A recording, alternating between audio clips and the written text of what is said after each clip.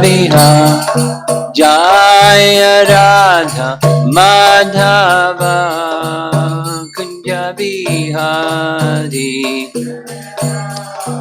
Madhava Kunja Bihari, Gopi Jana Balabha Girivara Dadi, Gopi Jana Balabha Girivara, Gopi Jana Balabha Girivara Dadi, Girivara Dadi, Jasodhanandana Braja Janardana, Jasodhanandana Braja Janardana,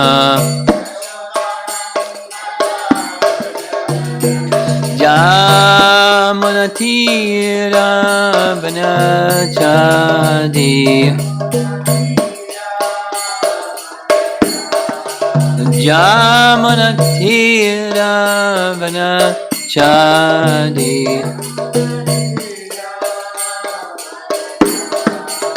Jaya Radha Madhava Kunja Bihari,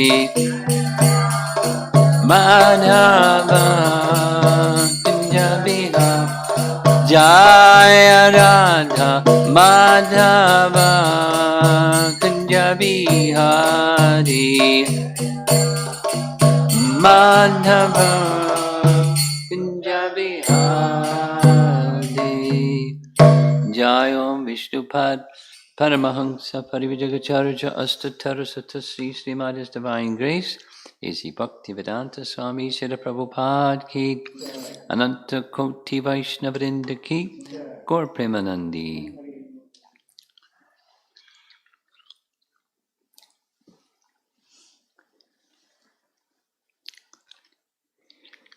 This evening, we're just going to be discussing one verse, but we're going to go in some depth with this one verse.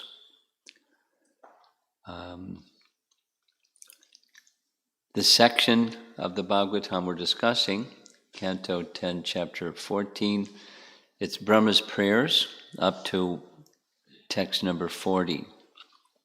And then we'll switch topics when we get to text, after text 40.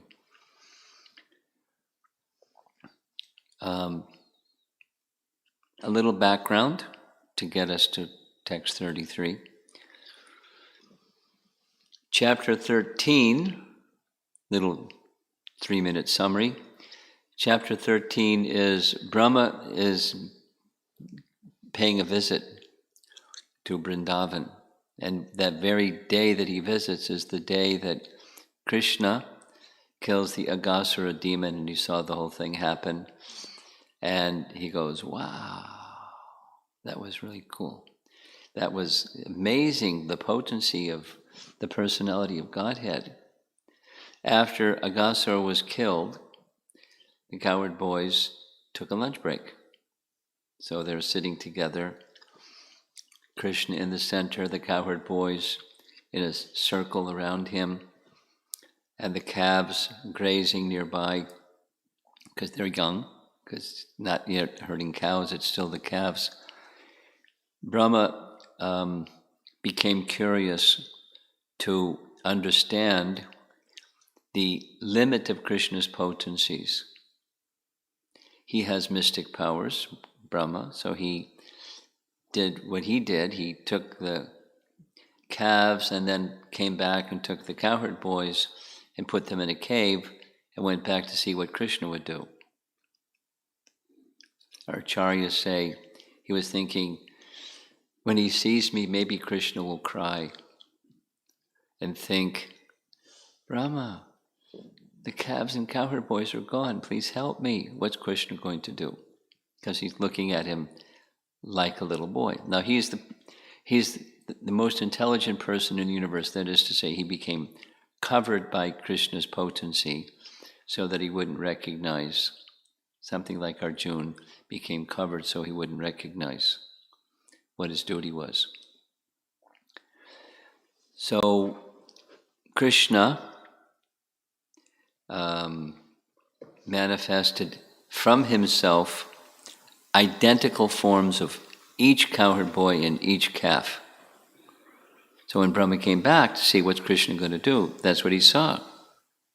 All the calves and all the cowherd boys. So he went back in the cave and there's all the calves and the cowherd boys. So what's going on? So when he went back to see what Krishna would do next, Krishna simultaneously manifested the same forms of the cowherd boys and simultaneously forms of Narayan, surrounded by all of the unlimited potencies of each form of Narayan, personified Vedas and the Devas and everyone singing Krishna's praises, worshipping him as a big concert, big sound. And then Krishna manifested universes for each of the forms of Narayan, which was each of the forms of the calves and cowherd boys. So many universes. And then, poof, they all disappeared. And just left standing was Krishna, with unblinking eyes, holding some yogurt and rice in his hand, looking at Brahma. Brahma fell flat, offered obeisances again and again, and stood, and that's the beginning of chapter 14. He offered prayers. So his prayers cover many subject matters, so I'm not going to summarize them. But there's a section that begins with text 31. Text 30, Krishna is asking him, now that you understand me, and you understand the unlimitedness of my potencies, just ask something, whatever it is that you like. And his one request, his one remaining desire, is to be engaged in Krishna's service, and be in his association of his devotees, life after life. And then, according to our acharyas, he takes a plunge into Braja Prem and speaks 31, 32, and we ended up last night, 33, this one. He's just first he honors the Nanda Maharaj and the Vatsalya Rasa residents of Braja. And then he honors the Sakya Rasa residents of Vrindavan and all the residents of Vrindavan, appreciating their great fortune. Indirectly, he's hinting, but he's not feeling qualified to say, I'd like to take birth in Vrindavan and be one of your eternal associates. Qualified to say, I'd like to become associated with you that way in Vrindavan. But he doesn't feel that's right that he asks that. Qualified to say, I'd like to become associated with you that way. So he just praises, but he doesn't feel that's right that he asks that. Be engaged and I become associated with you. So he just praises, but he doesn't feel that's right that he asks that. Be engaged and I become associated with you. So he just praises, but he doesn't feel that's right that he asks that. Be engaged and I become associated. So he just prays, but he doesn't feel reads right, and yet engaged in argument. Even though the extent of good fortune of these residents is yet engaged in argument. Even though the extent of good fortune of these residents is yet engaged in argument. Even though also the extent of good fortune, because the senses of these devotees of Vrindavan are the cups through which we repeatedly drink the nectarian intoxicating beverage of the honey of your lotus feet. So we discussed the commentary for this verse yesterday. I'll just summarize some points.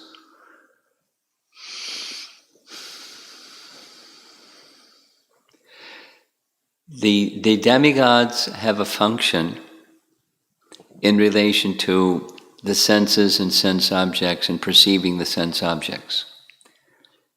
And that function is, without the assistance without the empowerment of the senses to perceive sense objects.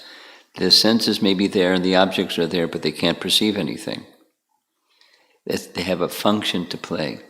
They're presiding deities of the senses that enable the senses to do what senses are meant to do, perceive and interact with sense objects.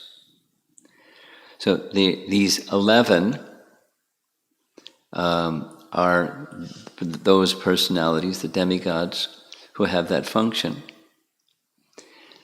And we'll cover some points on this, but the demigods are in this physical or material plane. And the residents of Vrindavan, they appear to be in the physical or material plane, but they have spiritual forms. That's what's discussed in the commentary. And that means they have spiritual senses. So they, with their spiritual senses, can perceive, not just see, but experience the nectar of Krishna through their spiritual senses. So their spiritual senses can directly experience Krishna in his fullness, and those that do not have spiritual senses cannot. They can see, like Kamsa could see Krishna, but he couldn't see Krishna. He saw something else. Or the washerman, he saw Krishna, but he couldn't see Krishna because he didn't have spiritualized senses. But the residents of Vrindavan, they have spiritual forms, and through their senses, the demigods can experience Krishna, the intoxicating beverage of the honey of your lotus feet.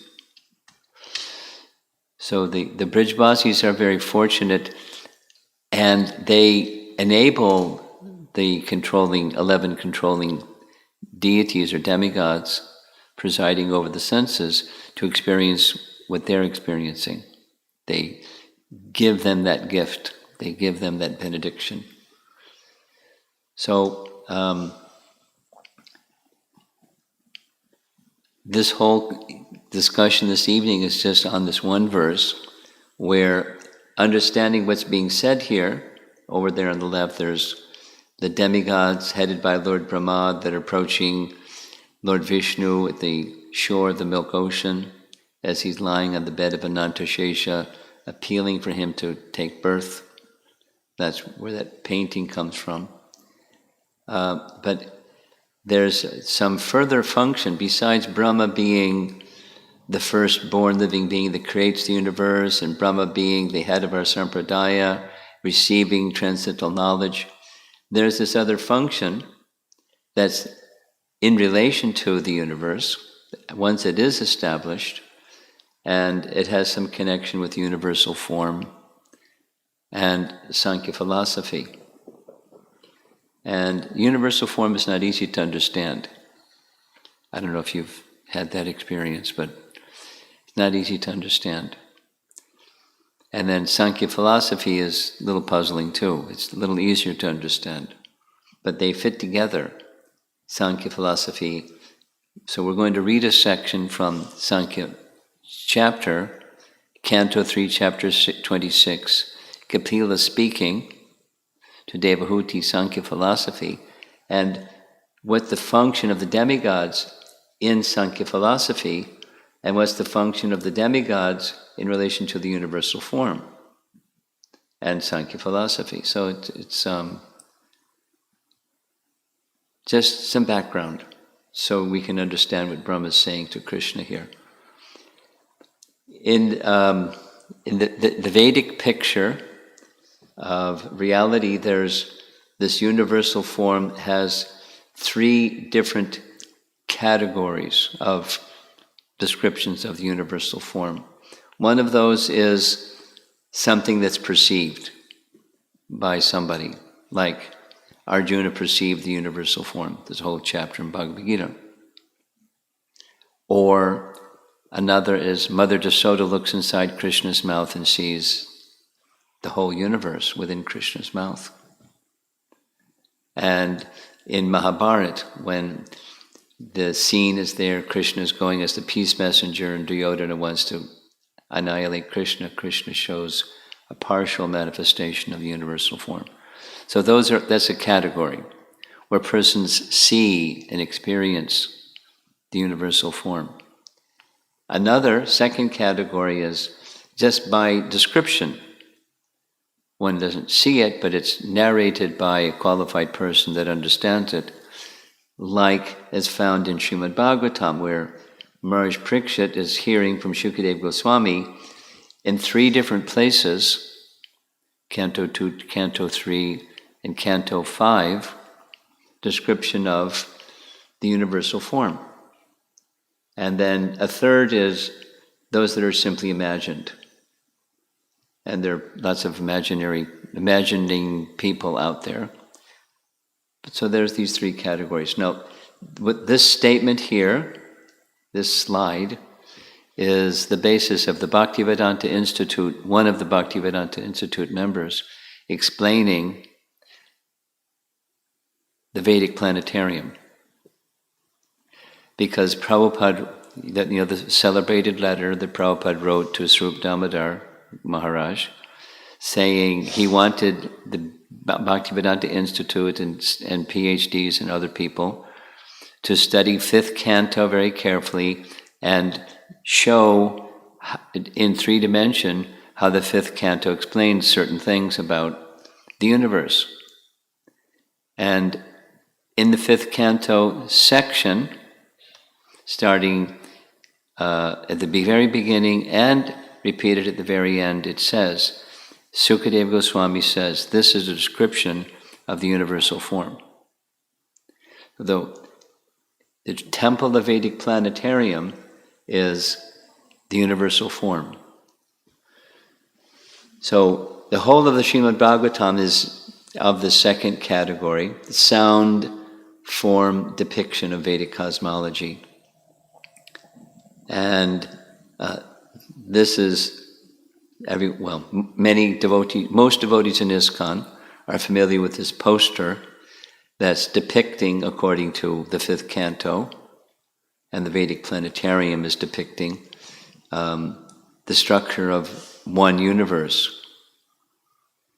And that's what Vedic cosmology is, that's what 5th canto is. So it's that second type. So now back to the verse.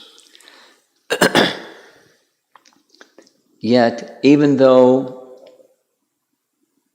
the extent of the good fortune of those residents of Vrindavan is inestimable or inconceivable, we 11 presiding deities of the various senses, headed by Lord Shiva, are also most fortunate, because the senses of these devotees of Vrindavan are the cups through which we repeatedly drink the nectarian, intoxicating beverage of the honey of your lotus feet. That's the verse once again. And we're going to now take a look, attempt at least, the practical application of what this verse is addressing through Vedic authority. So these 11 devatas, or presiding deities of the senses, here's the list, and they're found in Canto 3, Chapter 26.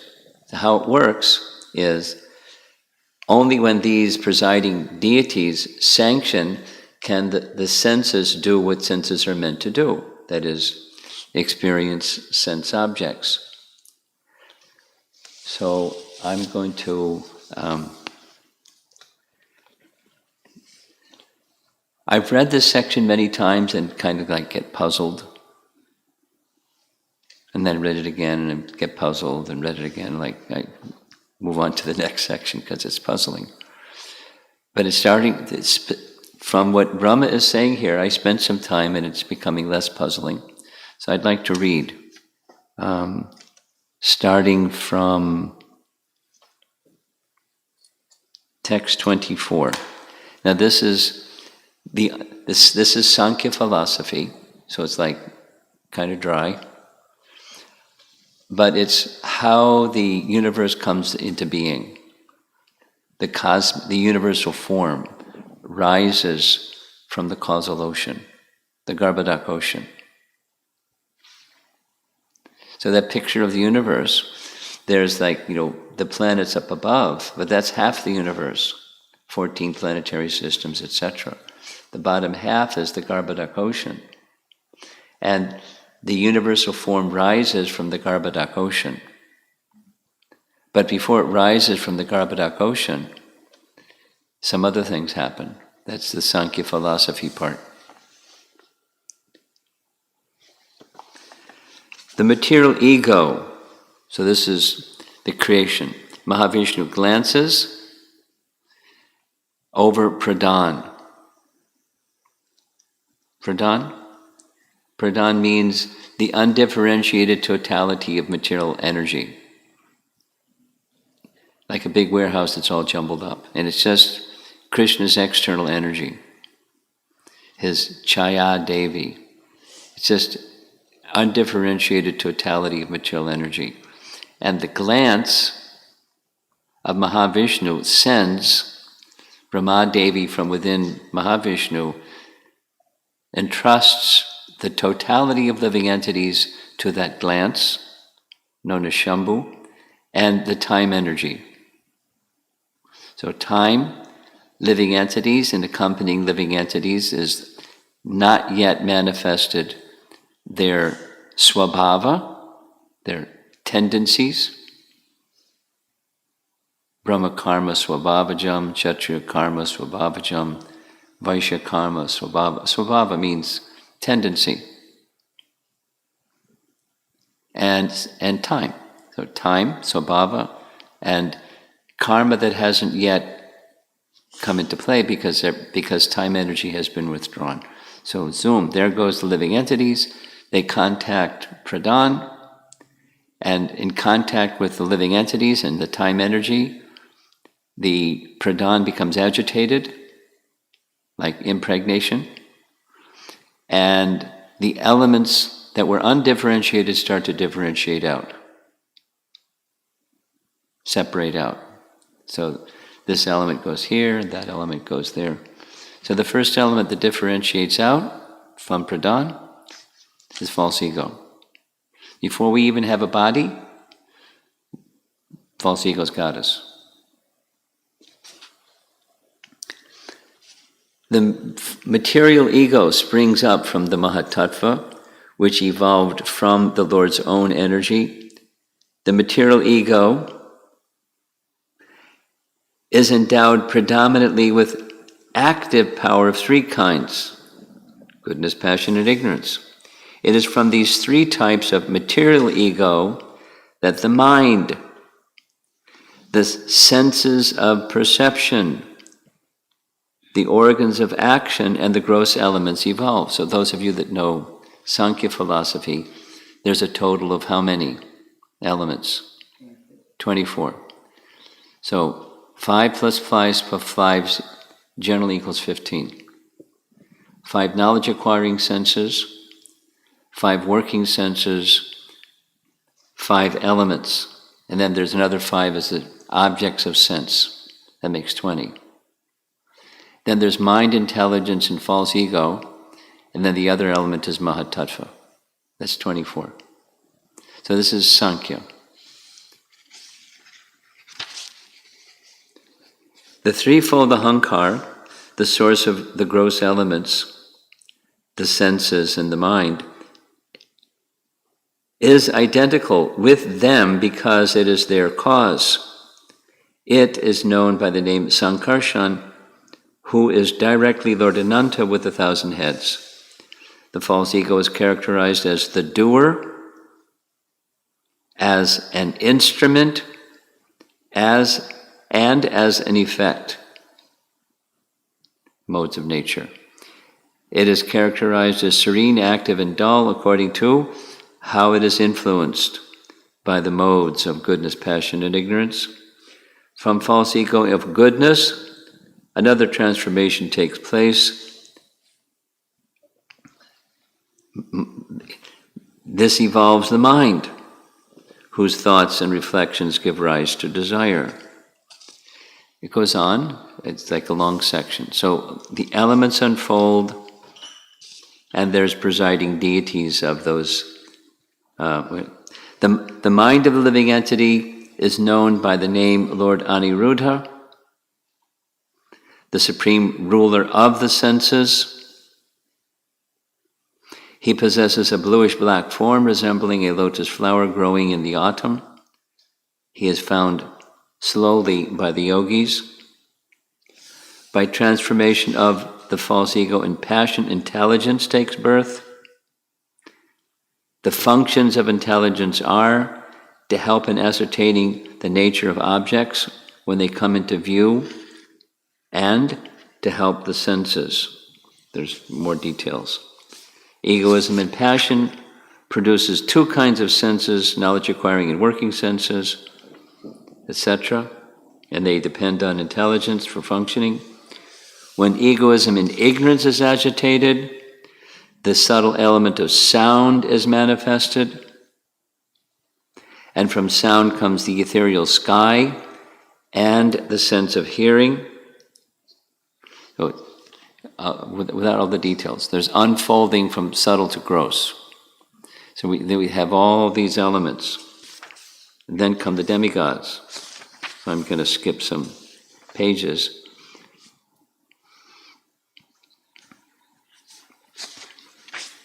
Although it connects to these presiding deities. Characteristics of water, characteristics of fire, the characteristics of earth, etc. The sense whose object of perception is sound is called the auditory sense, and that whose object of perception is touch is called the tactile sense. The senses, the sense whose object of perception is form. The distinctive characteristic of fire is the sense of sight. Now these are subtle. This is before there's eyeballs. It's before there's a sense organ. It's the sense of sight, the sense of touch, the sense of smell. Finally, the sense whose object of perception is odor. The distinctive characteristic of earth is called the sense of smell. Since the cause exists in the effect as well, the characteristic of the former is observed in the latter. When all these elements were unmixed, that's the pradhan stage, the Supreme Personality of Godhead, the origin of creation, along with time, karma, and guna, entered into the universe with the total material energy in 7 divisions. From these 7 principles roused into activity and united by the presence of the Lord, an intelligent, unintelligent egg arose, from which appeared the celebrated Virat. So there's the Sankhya, the 24 elements are laid out, and the principles of creation are there, and then arises the Virat coming out of all of them. This universal egg, or the universe in the shape of an egg, is called the manifestation of material energy. Its layers, there's 7 layers. That's what those 7 principles are. Each layer is 10 times bigger, etc. Within this egg is the universal form of Lord Hari, of whose body the 14 planetary systems are parts. Now, there's lots of purports and lots of details. I'm just trying to give the picture of what Brahma is saying. What's his function once the universe is coming into being? The Supreme Personality of Godhead, the Virat Purusha, situated himself in that golden egg, which was lying on the water. That's the causal ocean. And he divided it into many departments. First of all, a mouth appeared in him, the Virat. Then came forth the organ of speech, and so on and so forth. A pair of nostrils appeared. And in them, the sense of smell, the olfactory sense. In the wake of the olfactory sense came the wind god. So that's where these demigods, presiding deities of the senses, without which the senses can't perceive or experience sense objects. Thereafter, a pair of eyes, this is the universal form, a pair of eyes appeared in the universal form, and in them the sense of sight. In the wake of this sense came the sun god, who presides over it. So now it's listing the 11 deities presiding over the senses.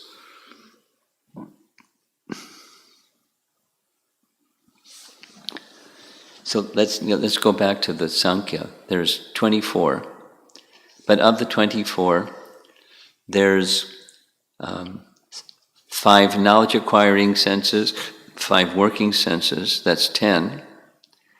Then the mind is this 11th sense, the intelligence and ego. That makes 13. 5 plus 5 plus mind, intelligence, and ego, 13. So how does it become 11? In the commentary that we read yesterday, and it's in the BBT commentary as well, there's 2 that are left out because they're vulgar. The anus and the genital, those are 2 working senses, so you reduce the 2 from the 13, it becomes 11. The 11, we 11 presiding deities over the senses, that this is the senses of the universal form, or the subtle senses, not the eyeball and the earlobe and the tongue in your mouth. This is the sense, the subtle sense, they're presiding deities over them. And, it goes through the whole thing, the picture of the universal form with all these senses and presiding deities of the senses and the sense objects and the elements. We're ready to go. But nothing's happening. They, the presiding deities of the senses, can't do anything without the sanction of the personality of Godhead.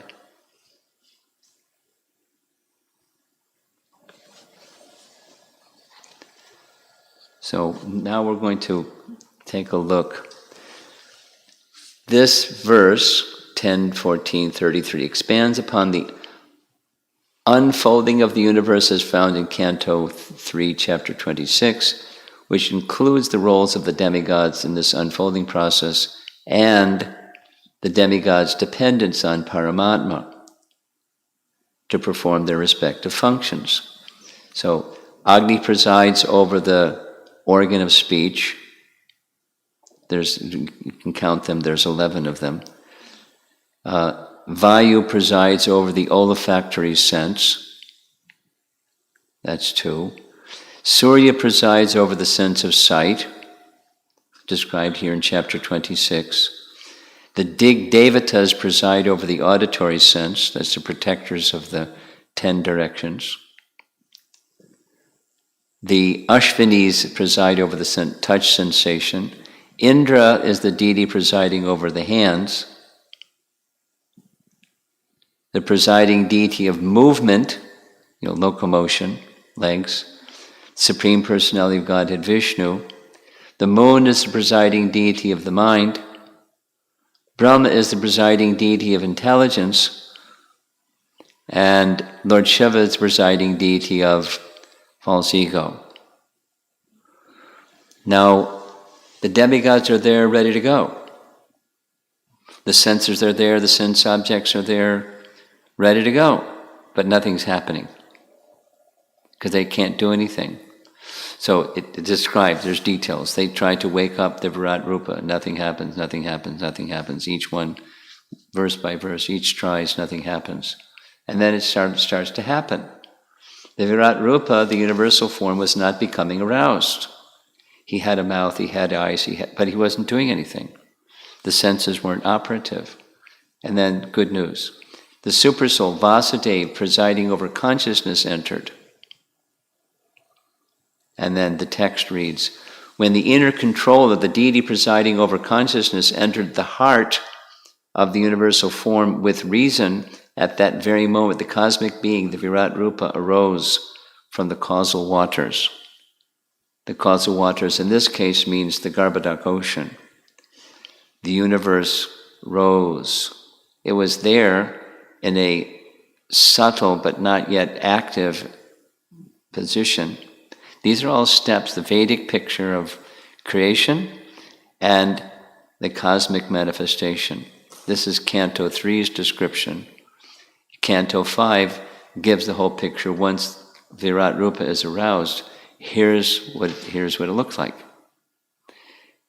Again, at the very beginning, when Maharaj Parikshit asks, could you describe this universe? You spoke about it. Could you give some details? And the reply he gets is, this is the Virat Rupa, and I'm going to describe it. You can't describe it completely in a lifetime of Brahma, but I'll give you its essential principles of the Virat Rupa.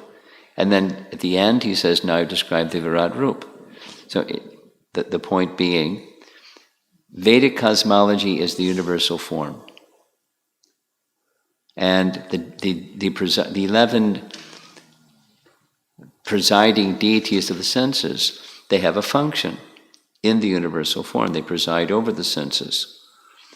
There's the Garbhodak ocean at the bottom half. There's Bhumandal at the middle section.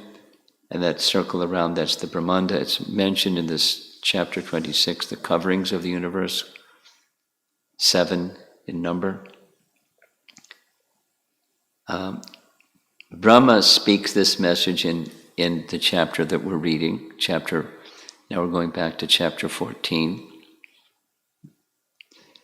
Sri Krishna's eternal associates, that's the Brijbasis, independently experience the Lord's form and sound by their own spiritual senses without any influence of the mundane demigods. Now this is Vishwanath Chakravarti Thakur's commentary, where Brahma is making this assertion in this verse 33. That's from his commentary. Now, back to the usual. The usual is the presiding deities, they receive power from the Supreme Lord to do what they do, which is give strength and capacity to the senses to do what they do. If the demigods withdraw their power, the senses can't do what they're supposed to do. Like somebody's deaf, somebody's blind. The organ may be fine. It's possible the organ is broken also. But if the organ is fine, if the power of sense is withdrawn, they can't perceive. You can't hear, you can't see, you can't smell, you can't taste, you can't feel. The body becomes numb if the power of sense is withdrawn by the demigods. But the demigods can't do what their thing is without the empowerment of Paramatma, or the Supersoul, or Vasudeva, the Lord of Consciousness. That's the Vedic picture. And even when things are functioning, supposing somebody's tasting something or seeing something or smelling something, the demigods aren't experiencing that. They're giving the capacity of the sense to perceive or experience the objects. But in the case of the Brijbasis, their senses are fully spiritual. So they can experience Krishna directly without the assistance of the demigods. But the demigods are feeling, wow, they're so fortunate. But their good fortune is being passed on to us because they're allowing us or enabling us or transferring their capacity to us so we can also experience what they're experiencing. That's what's being said in this section. And then the last part is this very same verse, 10:14-33 is mentioned in Brihat Bhagavatamrita. Brihat Bhagavatamrita is a book by Sanatana Goswami that's in one sense it's a commentary on the Bhagavatam, and he's appreciating the residents of Vrindavan. Referring to this verse, he expresses that the demigods have deep appreciation for the Vrajvasis' conscious application of the faculties provided to them by creation. They also have senses. And the way that it's described there, the Vrajvasis use their egos to identify themselves as servants of Krishna. They use their intelligence to make up their minds to always act for his satisfaction. They're engaging their senses exclusively in Krishna's service. They use their eyes to see him. They use their tongues to chant his name. They use their ears to hear his glories.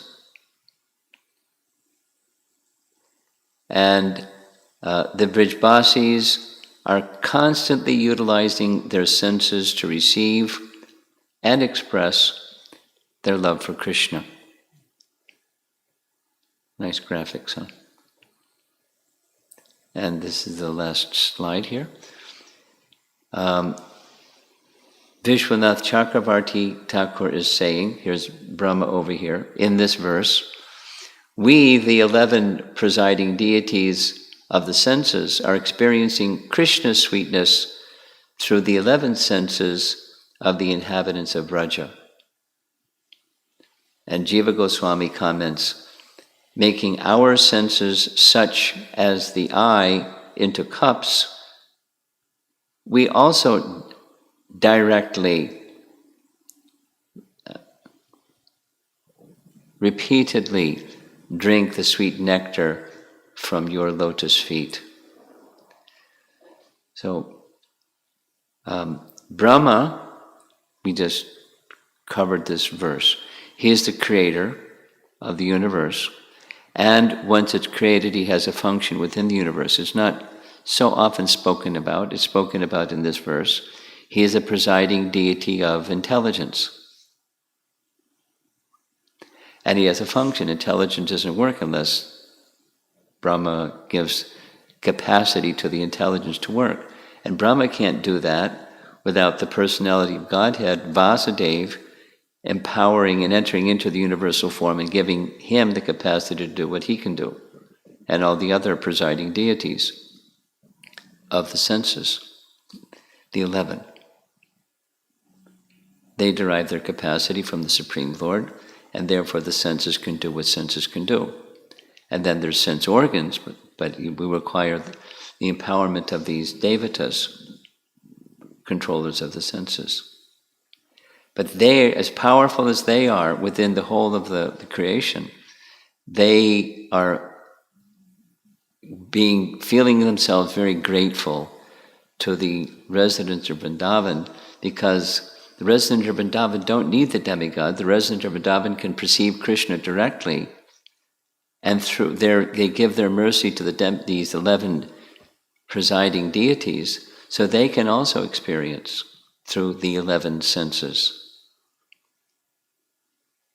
the nectar of Krishna's lotus feet, his form, his qualities, and everything.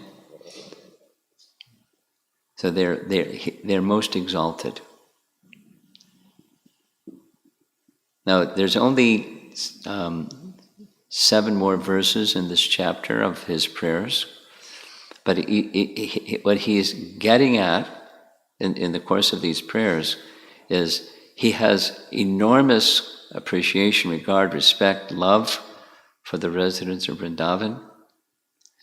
He's going to ask, just as Uddhava did, to become a blade of grass, so that the lotus feet of Krishna will give him some particles of dust on his grass head, his body, and be benedicted that way.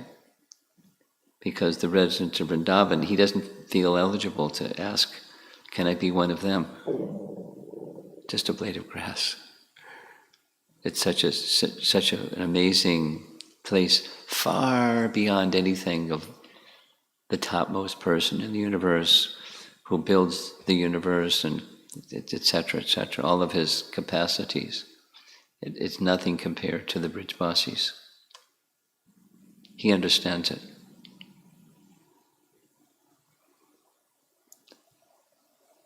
And is glorifying them. So,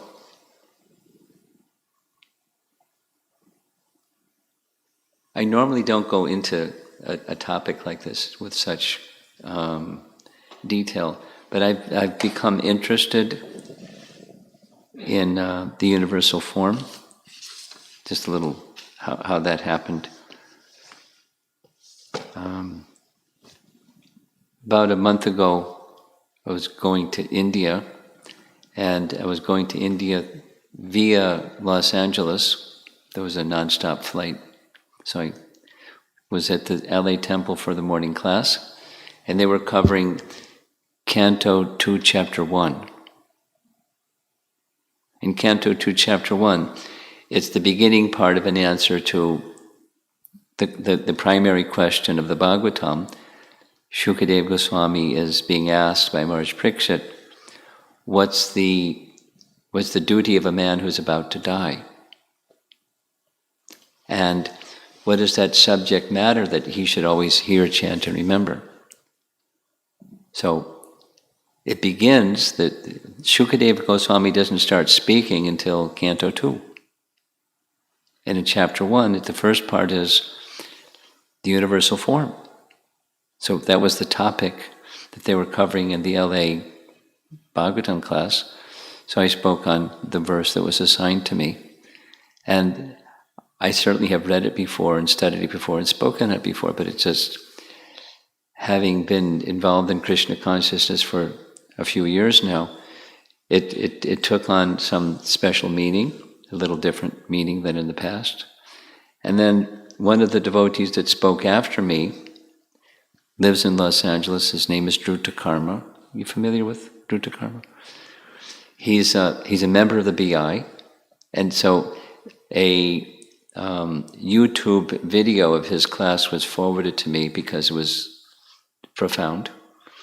And he spoke these three different types of the Virat Rupa that are known, because there's lots of different pictures of the Virat Rupa, and it's confusing.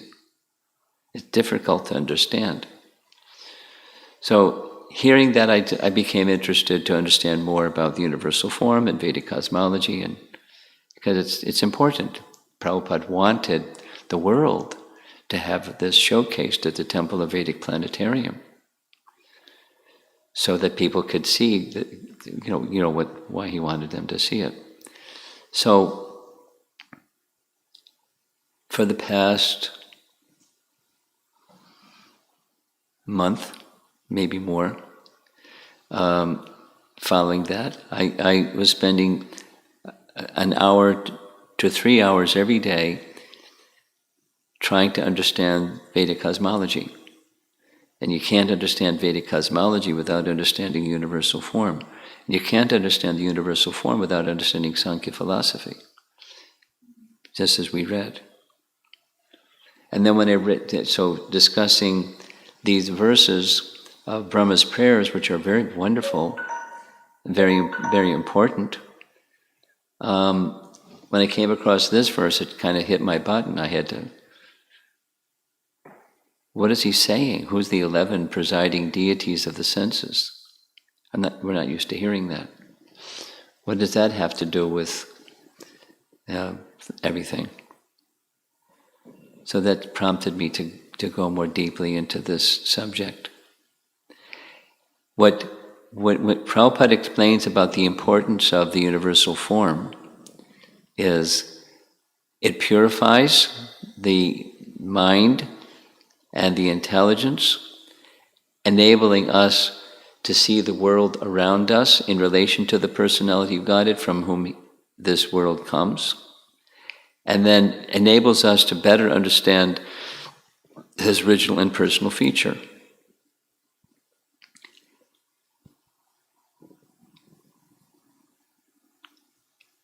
So it's not an easy topic to understand. But Krishna's form is also not easy to understand. In one of the prayers that Brahma is going to speak shortly, he says, some people say they all know all about Krishna, but as far as I'm concerned, I don't understand a thing. You're unlimited, and so forth and so on. Through bhakti we can understand something, and it's not like we can't go back to Godhead if we don't understand all of this, but understanding all of this will help get some picture of God, the source of everything, and to understand the greatness, infinite greatness of the personality of Godhead. Very, very significant. To know him is to love him, as they say. And it's nice to say love of God, but without knowing him,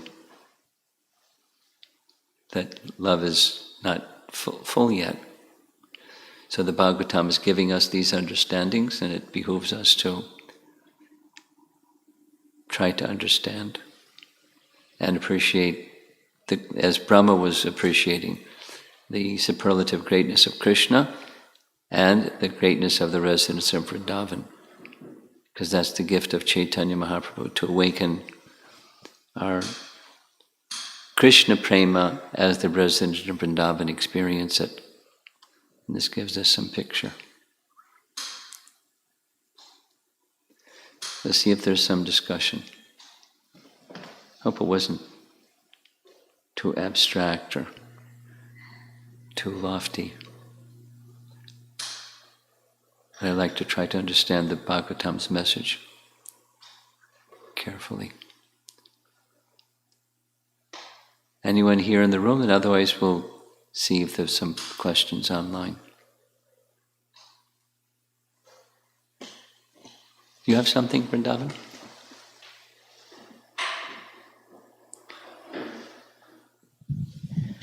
Hare Krishna, Guru Maharaj. I think in the second canto, Prabhupada says that universal form is for the neophytes. Could you turn the speaker this way so I can hear better? Which is what now? In the second canto, yeah. Srila Prabhupada mentions that the universal form is for neophytes. Yeah, we're neophytes. But it's like it's more complicated to actually understand universal form. So how is it like? Well, how do we understand Krishna's original form if we can't understand that which is for the neophytes? And the reason that we can't understand that which is for the neophytes is the senses are not purified. Now, we can see. Let's say, go to the temple and see the deity, or in your home, you have right here. You have a deity. Are we seeing Krishna, or are we seeing something else? When we hear Bhagavad Gita, what are we hearing? When we chant the holy name. So the process for us starts with chanting and hearing, and chanting and hearing and chanting and hearing. So, but part of the hearing is significant. Before it gets to chapter 3 of Canto 2, it's chapter 1 of Canto 2, to help us form a personal conception of God. Because neophytes may not even have a personal conception of God. Or we may think we have a personal conception of God, but it's when we see the personal form of God, what are we seeing?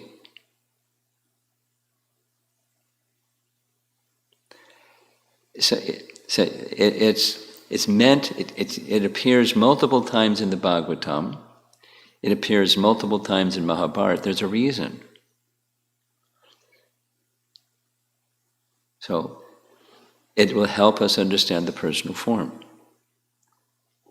If we can't see the world around us, because there are different descriptions of the Virat Rupa, if we can't see the way that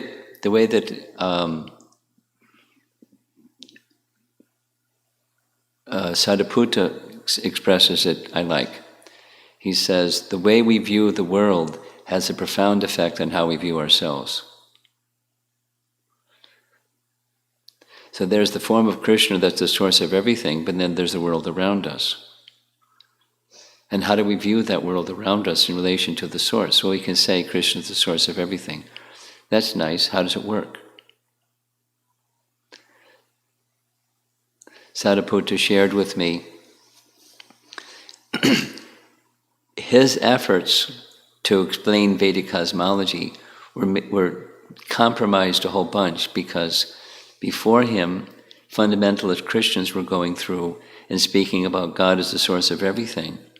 But when the scientific community asked them questions, their bucket had holes in it, and they were just laughed at. So how to understand God as the source of everything, that's right, He is the source of everything. How does it work? How is it so for a person who is trained as scientists are trained? So, they're less than neophytes. They're, opposed to God, not just... So, how does it work? Sankhya is something that may help them, and Sankhya is the foundation for the Virat Rupa.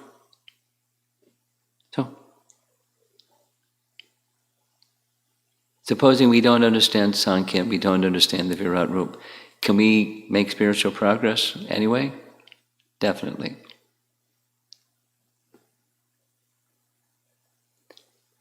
And then when we come across these sections of the Virat Rupa and Sankhya philosophy, and we're scratching our heads,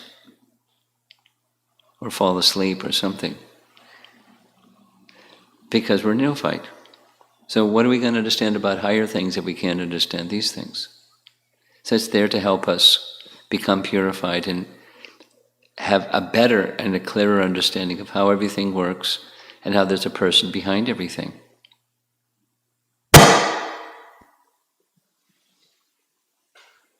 We have a very special sound system. It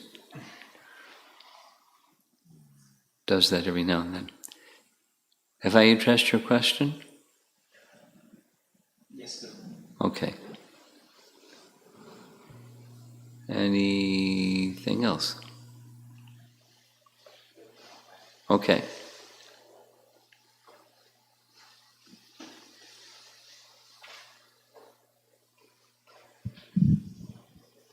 This is from Visalaksha Prabhu.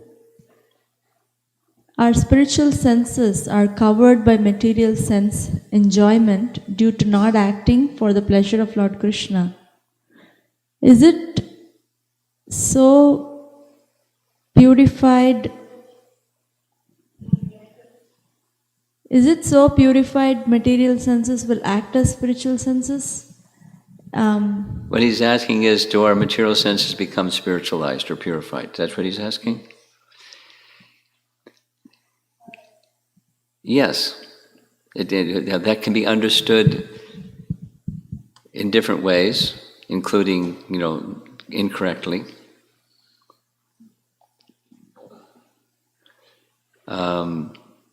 So here's our sense organ. Here's an eyeball. And here's an earlobe. And it's not like the capacity, the eye has a capacity and the ear has a capacity to see and to hear in certain frequencies of light and certain frequencies of sound and so forth. But even when we hear, let's say, we hear Krishna's name or we see Krishna's deity form, we're not seeing Krishna because of the orientation of the senses reaching out to find enjoyment. And so we process things when we contact an object of sound or sight with the mind. That's our processor. And we don't have any experience of something that's not material. We don't have the orientation to be in service to Krishna. So when that in service to Krishna orientation can gradually be restored, then the senses develop a capacity to perceive in a spiritual way. We can hear the sound of Krishna's name, we can see the deity form, etc. We can see other living beings, not just our family members, but we can see all living beings as a spark of life covered in a certain way and meant for Krishna's service. And we can, in appropriate ways, relate to other forms of life as spirit souls, parts of Krishna. Because of spiritual vision, because of wanting to be in service to Krishna, all that becomes possible. That way the senses that were previously covered or materially contaminated can become spiritualized, even in this lifetime.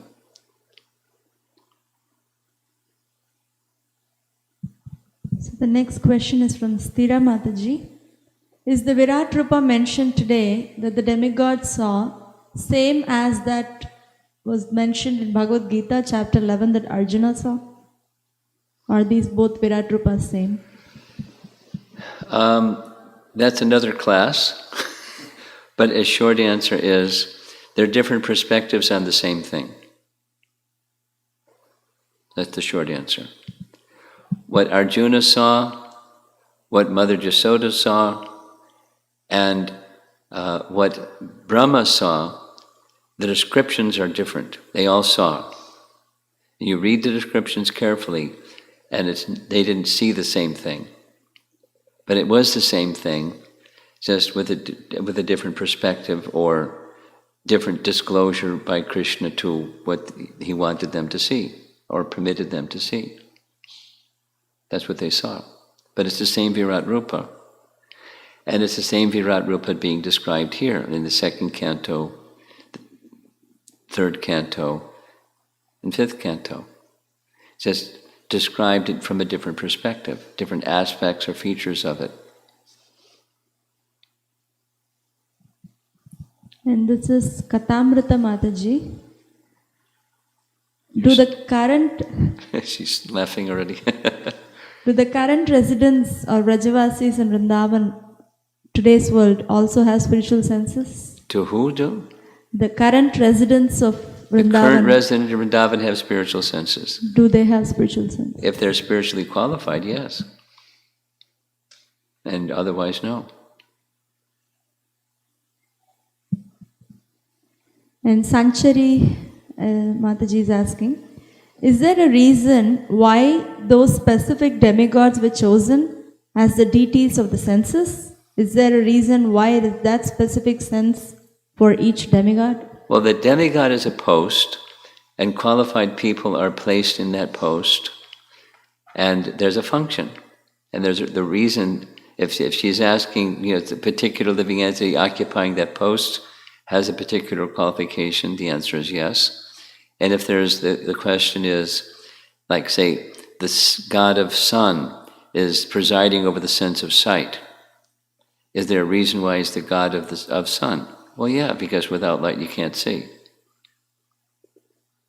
And so forth. So that there's the function of the senses requires a certain capacity or power, and the capacity or power is invested within a particular demigod to oversee the power of the senses being, effective. So yes, there's a reason. This is Raghava Chaitanya Prabhu.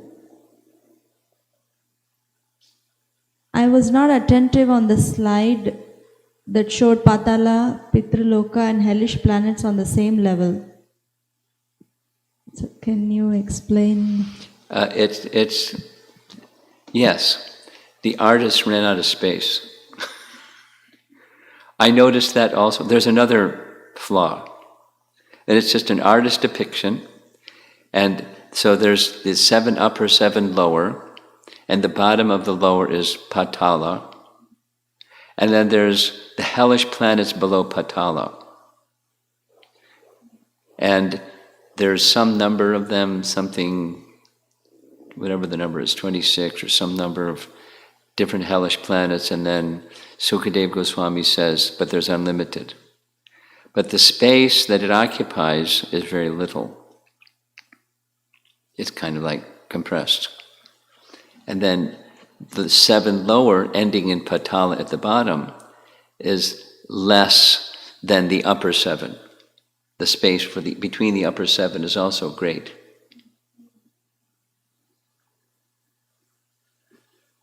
Is that clear? Okay. And this is Shivaram Prabhu.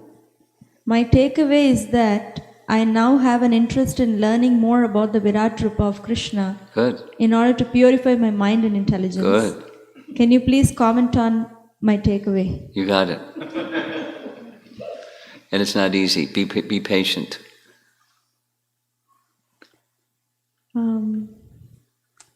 Sridevi Mataji is asking, is astrology based on these 11 presiding deities? No. Astrology is based on, they have they're presiding deities of the senses, but astrology is primarily based on the zodiac, or the 12 main constellations through which the sun moves, and the nakshatras through which the moon moves. That's what it's mainly based upon. And it's complicated, but it can be it's part of the Vedic planetarium. It's part of Vedic cosmology.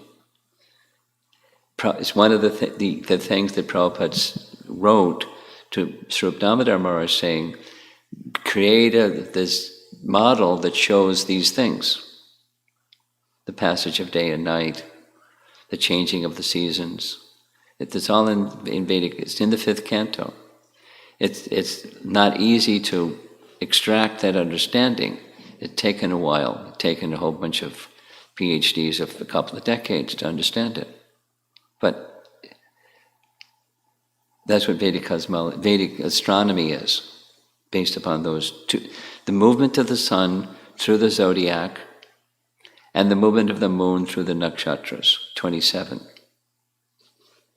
The smaller constellation is the nakshatras, but with different names. So this is Prahlad from St. Louis, Venu Prabhu's son. His question is, what does the name Brahma mean, and did Krishna give the name Brahma to him when he gave him the knowledge? He didn't give him the name Brahma when he gave him the knowledge. And I forget the meaning of the name Brahma. Brahma. I read it recently, but I can't recall. But I'll research it, and tomorrow evening I'll report back to Prahlad.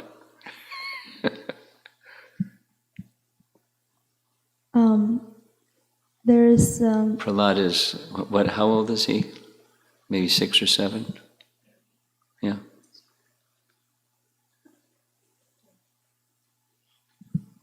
This is from Ramaraghava Prabhu. I have a personal question. I have an inclination to the 4-armed form over the 2-armed form. Is this something that I should strive to change? Because if it's natural, that's natural. That's fantastic. And understand that 4-armed form has its origin or source. But Krishna showed 4-armed form, Vasudeva and Devaki, and then he assumed a 2-armed form. Okay. This is Amara Mataji. Is a neophyte's attraction to Krishna false? Since he can't even understand the universal form, so what to speak of personal form? How to understand this? Well, it's similar to the previous question. Attraction for Krishna's form is, in the beginning, is in one sense it's natural, in another sense, it's not yet matured.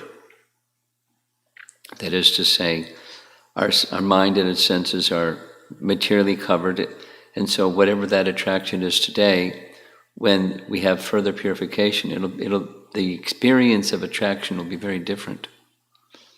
But to be attracted, that's fantastic. It's just not matured. Keep going. Become a mature devotee. Become really attracted.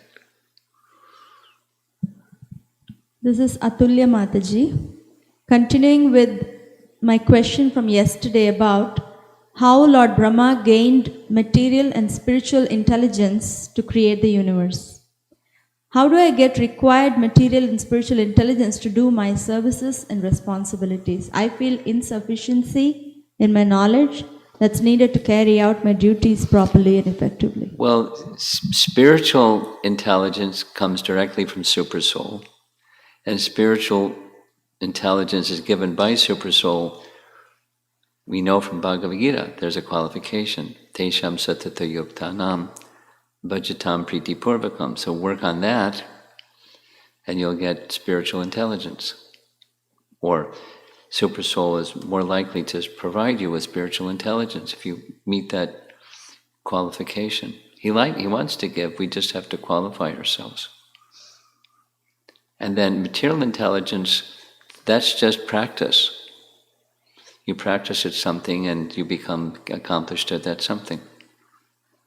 The intelligence necessary to practice, to fulfill that something, it's come from practice. Like, driving a car or typing on a typewriter or cooking in the kitchen. There was a time when you didn't know, and your mother probably taught you, and you practiced and you learned. Just by practice. Just by practice. And it's especially, Prabhupada says about cooking, it's especially good if you like to taste. Then you become a better cook. And then, if you like others to taste something nice, so you cook nicely because you want to do that service nicely. And then you get into details. Like, what spices and what's healthy and this and that. Just like I'm doing this with the Bhagavatam because I like. And by practice and, so many years of practice, there are things that I appreciate about the Bhagavatam that when I first read the Bhagavatam, I didn't even see it. We all have that experience. You read Bhagavad Gita, and certain things stand out, and then you go back and read it a second time, and there's things you didn't even see the first time. You read a third time, the things you didn't see this first and second time.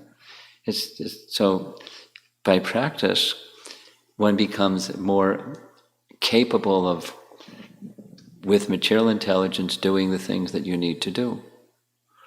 But what strengthens that is, I want to do it for the pleasure of Krishna, then you're in the fast lane. That the learning capacity becomes strengthened.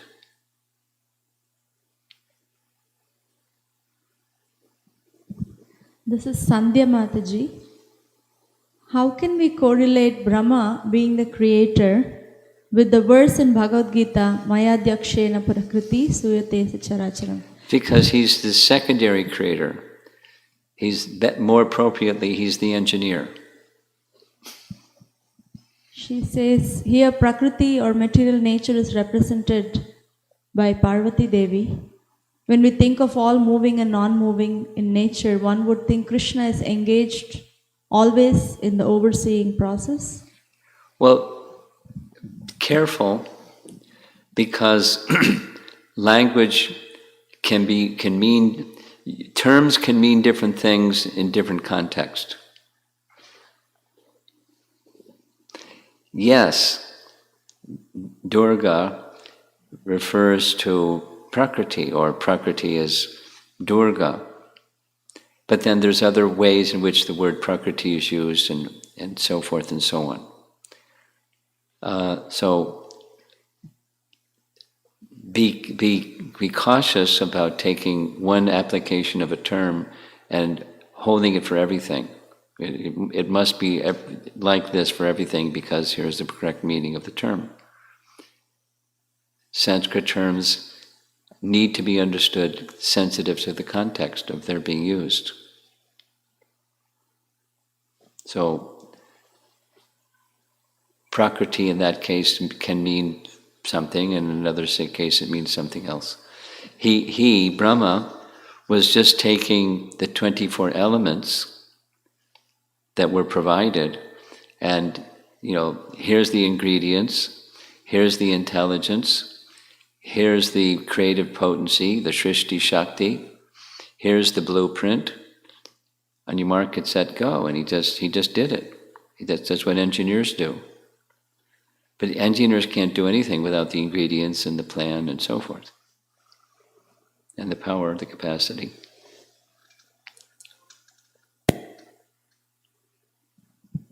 This is Padmaja Mataji. Oh, sorry, Arjun, Padmaja Mataji's son here in Nepal. And how old is he? He is 6. He's 6. Okay. Who gave Krishna his name? He asked because he knows Guru Maharaj gave him his name. Well, Krishna's name is eternal, but he had a pastime. And he had a pastime where he took birth as the son of Nanda Maharaj. And so Nanda Maharaj gave him his name. But he has an eternal name. So we've been reading that section. Arjun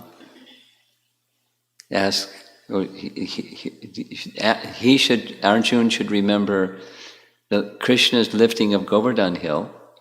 It's a wonderful pastime.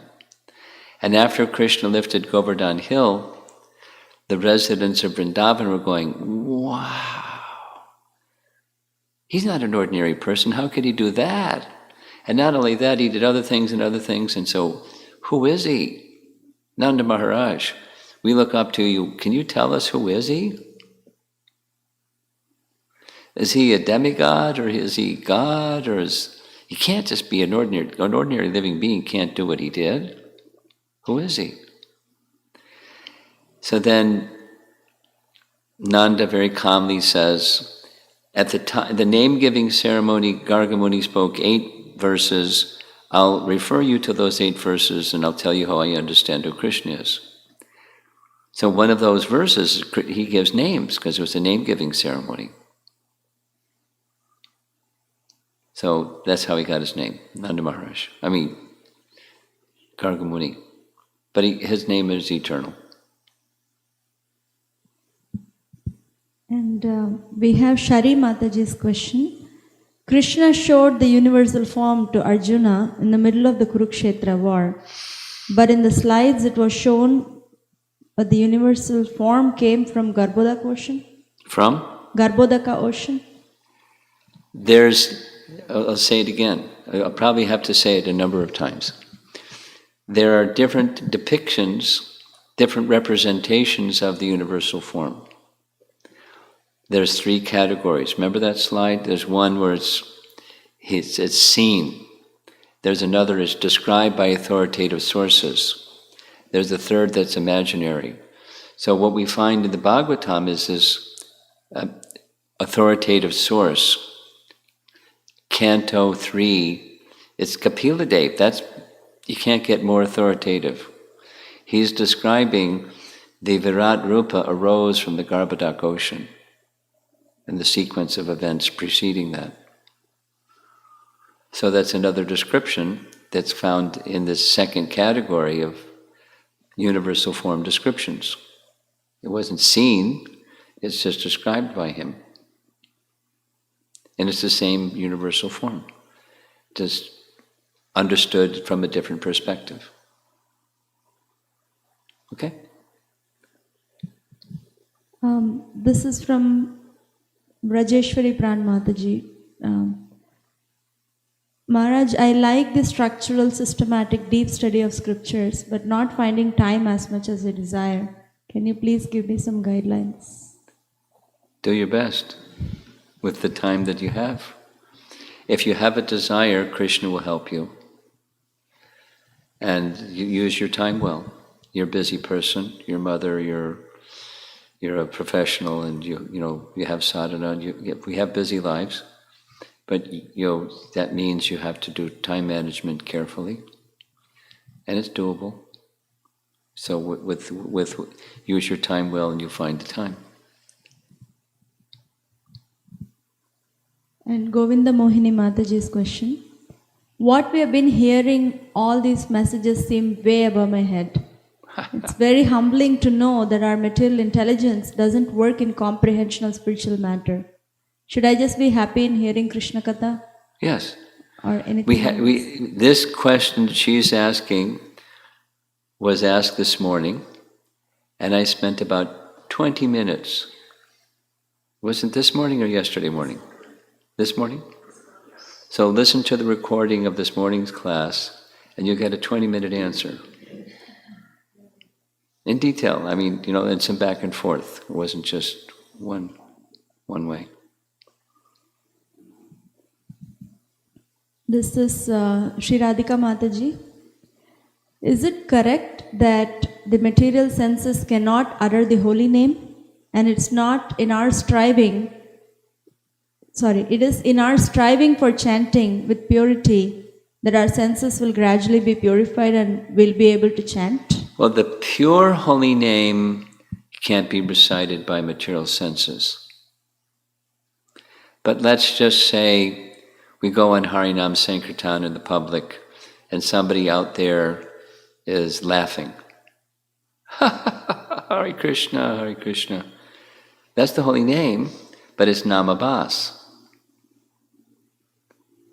Shobha, namabhas, laughing.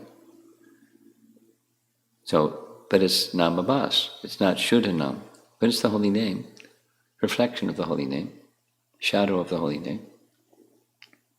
But yes, Shuddhanam requires purified senses. And we practice carefully chanting, and we can come to the stage of Shuddhanam, purified senses. This is Sashireka Mataji. I've heard that by Guru and Krishna's mercy, one understands Shastra very well, including the universal form. I spend hours of time in studying Shastra, and I feel very little goes in the mind. May I know how can I understand universal form and Sankhya philosophy easily? Easily? I don't know an easily method. I know the patient method. And that's, hear it again and hear it again, and hear from persons that are authoritative and have assimilated the knowledge carefully, and then you hear it again and hear it again.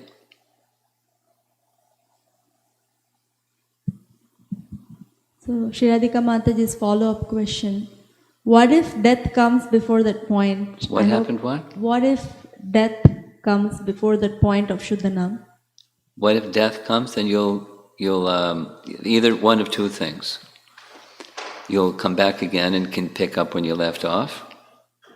That's one option. Or Krishna will just say, come on. Kripa Siddha. Or Sadhana Siddha.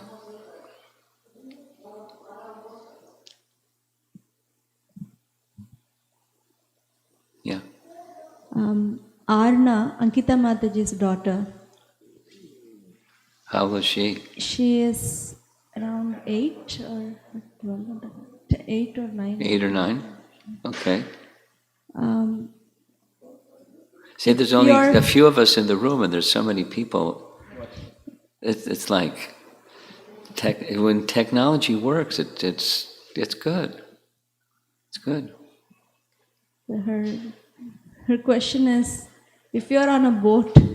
If you're on a boat. And you don't have any food to eat. Don't have any food to eat. Can you eat fish? Can you eat fish?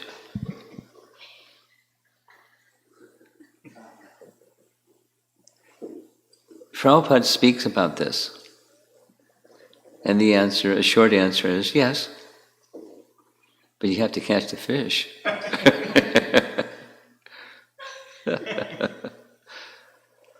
When there isn't something else, jivo jivasya jivanam, then, but when there is something else, then it's something else.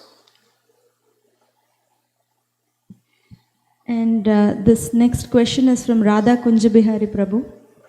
Devotees are required to shed their upadhis to realize their true identity, whereas Krishna loves to have relationships with devotees in different rasas, which requires the devotees to be immersed in an upadhi. To be? Immersed in an upadhi. Why? So he's requesting clarification. I don't understand his question. They don't have to be immersed in a false designation in order to serve Krishna. Sorry. Maybe if he was here he could explain, but he can rephrase his question for tomorrow.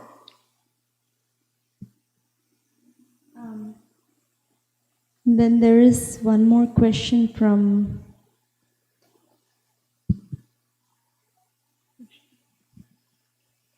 Rajeshwari Pran Mataji's question. If liberation of I want to get out of here is a material goal, even though trying to awaken the love of God and serve in whatever situation I'm put in, I feel it's a long way to go. What if many situations make me think I want to get out of here more than I want to serve? How to go beyond this material goal? Associate with devotees that want to go beyond getting out of here. Associate with devotees that are carrying bhakti, and that bhakti will be transmitted to you. You associate with people, you develop qualities like those people. So associate with nice devotees. And hear, because by hearing and hearing and hearing, it's more attractive to be in your relationship with Krishna than just liberation, the cessation of material affairs.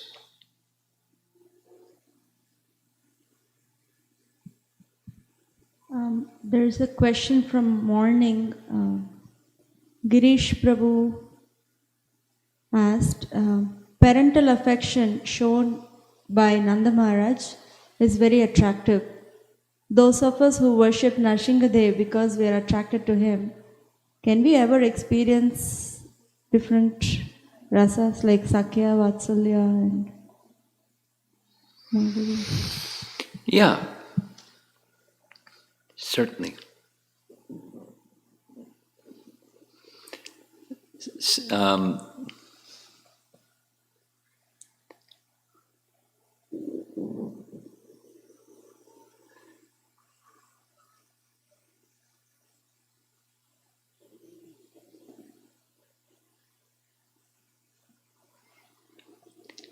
Those who are followers of Lord Chaitanya, there are a number of devotees I know, ISKCON devotees, who their favorite deity for worshipping is Lord Nrsingadev. Let's take Indradumna Maharaj.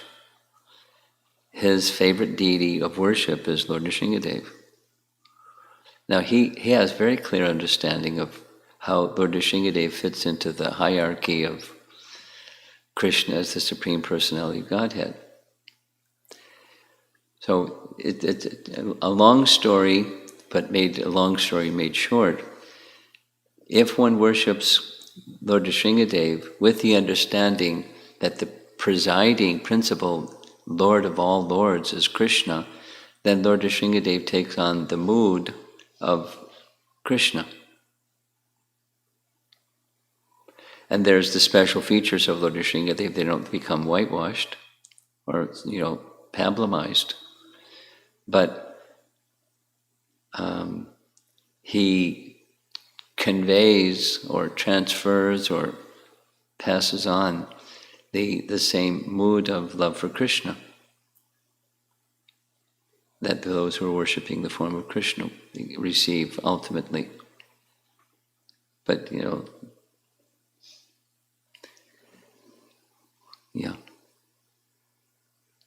There were devotees of Lord Chaitanya who weren't just Krishna bhaktas, but they were devotees of Lord Chaitanya, and he accepted them as much as anything. And so they have a place, those worshippers of, let's say, Murari Gupta, have a place in Lord Chaitanya's eternal abode, although he was a worshipper of Lord Ram and not Lord Krishna. So the answer is yes.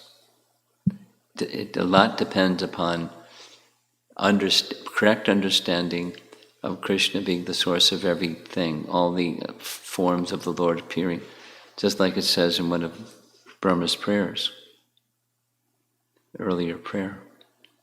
You're the source of the Leela avatars, you're the source of the Guna avatars, you're the source of everything. And by your appearance in these different features, you're attracting the hearts and minds of the hearts and minds of the conditioned souls to the transcendental position, otherwise they wouldn't. So, that's it. One more? Two more. They keep coming, huh? This is Panduranga Gopal Prabhu. Can any Deva or Devata give bhakti, or only Vaishnava like Shiva can give? Well, someone who's carrying bhakti can give bhakti. You and I can give bhakti, carrying bhakti. Just carry bhakti, you can give it. He's asking about other demigods other than Lord Shiva. Well, Brahma, he gives bhakti. He gives other things too, depending.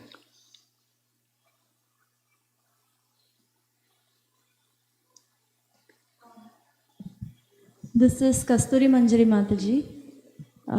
At the sadhana stage, one practices devotional service in the mood of awe and reverence, following the do's and don'ts, avoiding the don'ts. It feels like the mood of awe and reverence hinders the closeness of a relationship. And Krishna can be conquered not by awe and reverence, but by pure love. How to resolve this conflict? It's not a conflict. It's a stage of bhakti. We're not qualified to engage in service to Krishna in that greater intimacy because we're not sufficiently qualified, we're not purified. So the awe and reverence brings the purification, thus the qualification, and thus the natural evolution to something that's more spontaneous and personal, or spontaneous and intimate. Okay.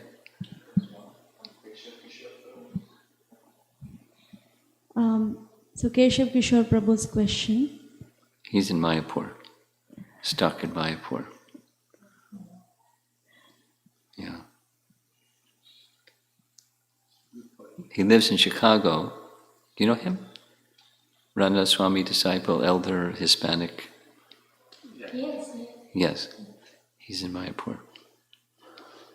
So he's asking about constriction of the heart. Sometimes it's hard to overcome some offenses one has committed. How or what to do to wash them from our mind if the chanting is not that effective? Well, chanting is not less effective. It's the most effective. But if there's some offense, then the procedure, I know you know the procedure, you go to the person who has been offended. And if that's not possible for some reason, then you offer this prayer, Vanchakalpatarubhyascha. Prabhupada gave this instruction, Kripa Sindhubhyevacha, and you, in your heart, your mind and your heart, you appeal to this devotee for forgiveness, and you carry on with the chanting and the process of devotional service. Now, if the specific question is the unhappy feeling or the feeling of guilt or whatever, the negative emotion being carried in the mind, how to deal with that?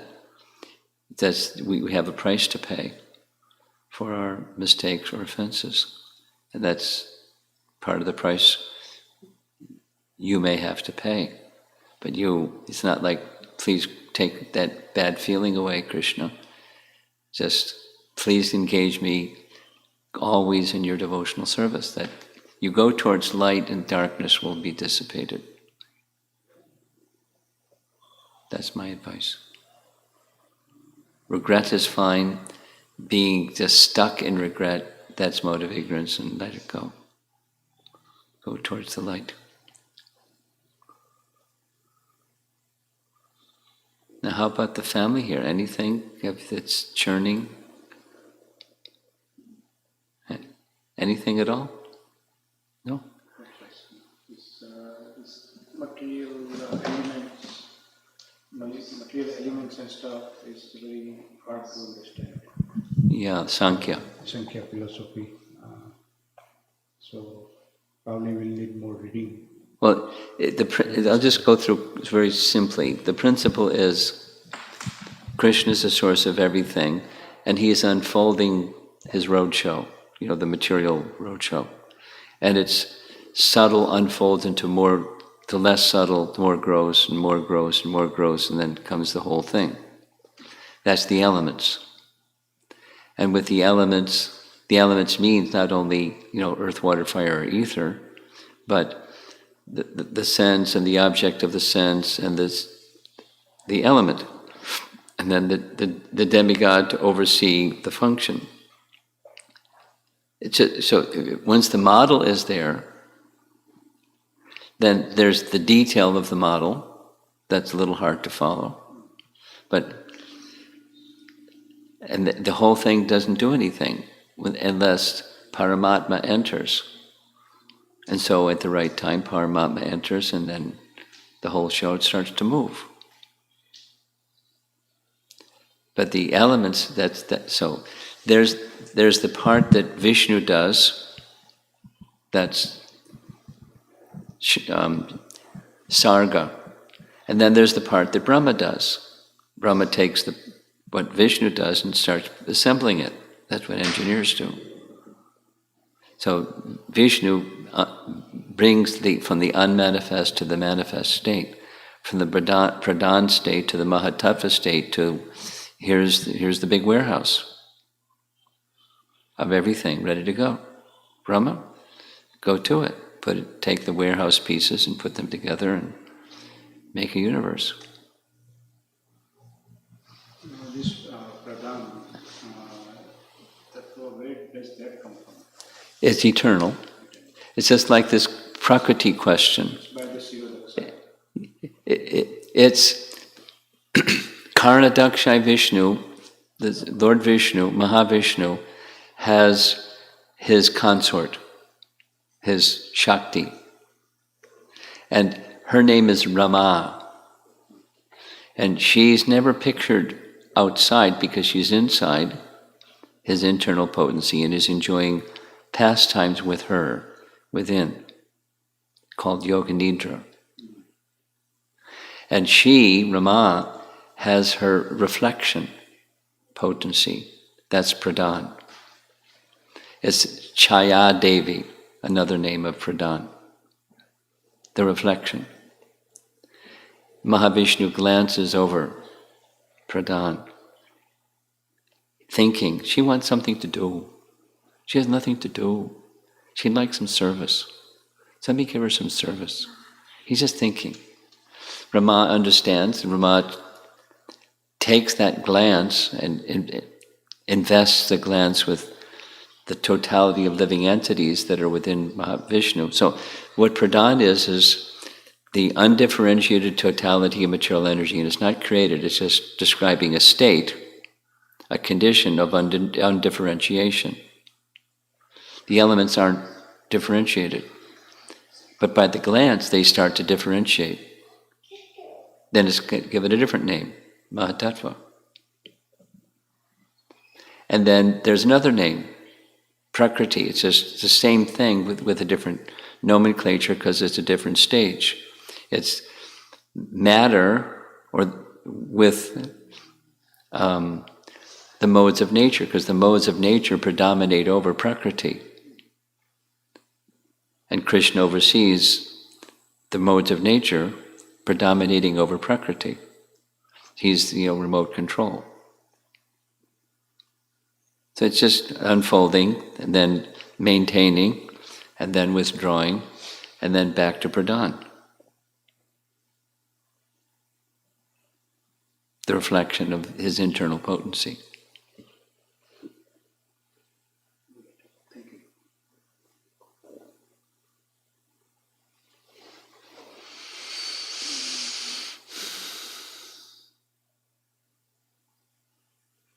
It's a very different picture. The picture that, your daughter is learning in school is very different than that one. Once upon a time, there was a singularity. Don't ask me where the singularity came from. They're just once upon a time. And then some time passed and kaboom! The singularity exploded. And hot matter went flying through space and gradually started to cool down and form planets. One of them is this one. That's how it all began. Kaboom! The Big Bang. It's a different picture of things. So what's the basis and support for that idea? I was once at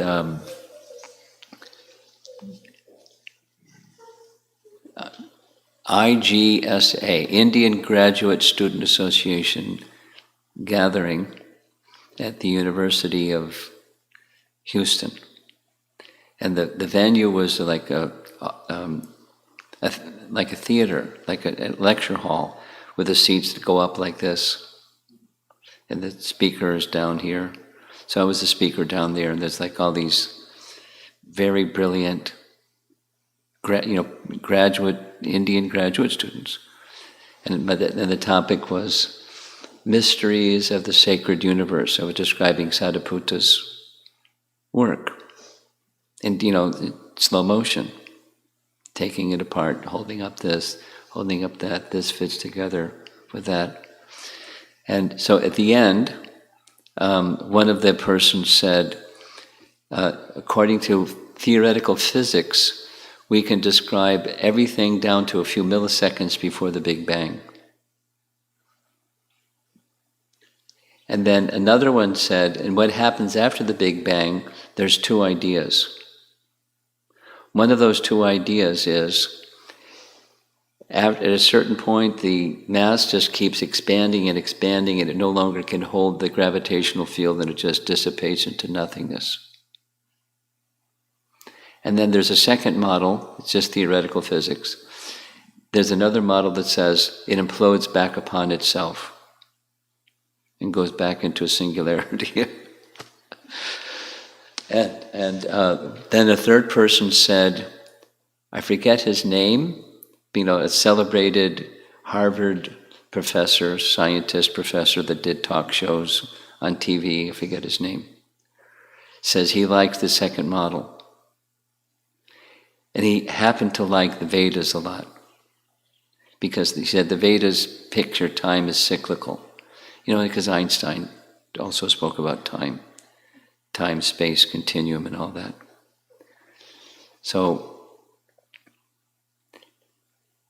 once Prabhupada was asked, is there anything comparable to the Big Bang in Vedic text? So he asked, what's Big Bang? And somebody explained. And he said that the only thing that this isn't verbatim what he said, but something to the effect that it sounds like the universe is expanding from the body of Mahavishnu. They start as seeds, and then they grew. So, not to say it's a one-to-one correlation or anything like that, just the model is quite different. So what I said to the students after they did that little 1, 2, 3, I said, so here's this Vedic picture that gives empiric data that has very, very close correlation with the modern picture of astronomy. And one of them says it either starts with nothing and goes back to nothing, or goes into nothingness. So this is a model that has very similar numeric qualities, empiric data, but it starts with a person, and it ends with a person, and in between it's person. So if you have your model, then what's the meaning to life? Doesn't matter. It starts in nothing and ends in nothing. What's in between? Life is pretty meaningless and very impersonal. So it's not like that doesn't prove it's right or wrong. It's just like it's much more inviting picture. But then, when you get with people like that, they're going to ask, well, what about this and what about that? So Sankhya gives the details of this and that. And it's non-falsifiable. You know that terminology, right? The Bhaktivedanta Institute folks in Berkeley, over a period of years, they developed a relationship with a professor, a physics professor that had earned or was awarded a Nobel laureate prize in physics. So they gave him a paid sabbatical to go to Juhu. His name is Professor Henry Stapp, S-T-A-P-H. You can look it up later. And he studied for a month and a half Sankhya philosophy from third canto. He was a very intense guy. He was up before the devotees were up. He was at the balcony looking over at Mangal Arati every morning. It was up till, he's like a cerebral powerhouse. And he spent a month and a half, and his conclusion was, there's nothing falsifiable from anything that I know in empiric science to say it can't be. Doesn't prove it's right. But it's a picture that's a comprehensive picture of reality that explains lots of things. That's different. There's a different model than, mechanistic, atheistic science. He's not a Hare Krishna guy. He's a scientist, but he has appreciation for the message. I wish I could remember the name of that Harvard professor. I came across his talk sometime recently. Sarga. Yeah, Carl Sagan. Oh, Carl Sagan. Very good. Thanks, Keshav Kishore. So how about you? You have any? Not at all. Is it way over your head? Forget it, man. Anything that you think that you've learned about Brahma that you like sticks?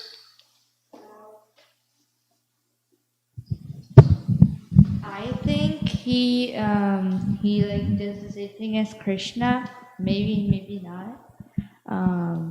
He's a very good God, and he protects people, same as Krishna. He does what to people? He keeps people safe. He keeps people safe. Yes. Safe. Brahma. No, but Krishna does. Okay.